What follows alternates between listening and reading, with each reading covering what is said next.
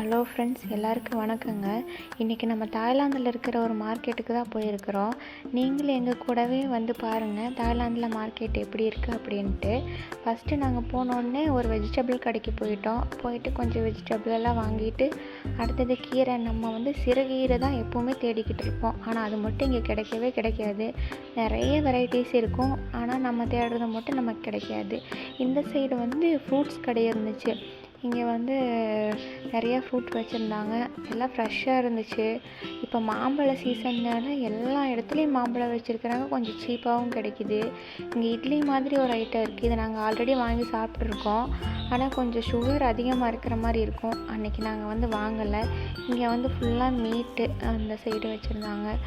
அப்புறம் இங்கே ஒரு டாய்ஸ் கடை இருந்துச்சு. நான் வந்து ஐயையோ டாய்ஸ் கடையா அப்படின்னு சொல்லி பார்த்துட்டு இருந்தேன். லக்ஸ் குட்டி அதே மாதிரி எல்லாம் வேணும்னு சொல்லி கேட்டுக்கிட்டு இருந்தான்.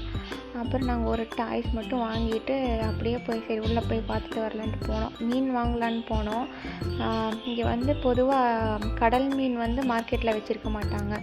அது வாங்கிட்டு ஃப்ரூட் செக்ஷனுக்கு போயிட்டோம். இந்த கடையில் வந்து ஃப்ரூட்ஸ் ரொம்ப நல்லா இருந்துச்சு, ஃப்ரெஷ்ஷாக இருந்த மாதிரி இருந்துச்சு. அதுலேயும் ஃப்ரூட்ஸ் எல்லாம் வந்து லக்ஷன் என்ன கேட்டோன்னு அது வாங்கிட்டு, அவன் வந்து இந்த லிச்சி இந்த மாதிரி தான் வந்து இப்போ கேட்குறான். ஸ்கூலில் வந்து ஃப்ரெண்ட்ஸ் எது சாப்பிட்றாங்களோ அதை பார்த்துட்டு வந்துட்டு எனக்கு அந்த ஃப்ரூட்ஸ் தான் வேணும் அப்படின்னு கேட்பான். நம்ம கொடுத்து விட்டால் அது எனக்கு பிடிக்கல அப்படின்னு சொல்லிட்டு இருப்பான். சரி, அவன் கேட்டதே வாங்கி கொடுத்துருவோன்னு வாங்கி கொடுத்துட்டோம். தேங்க்ஸ் ஃபார் வாட்சிங்.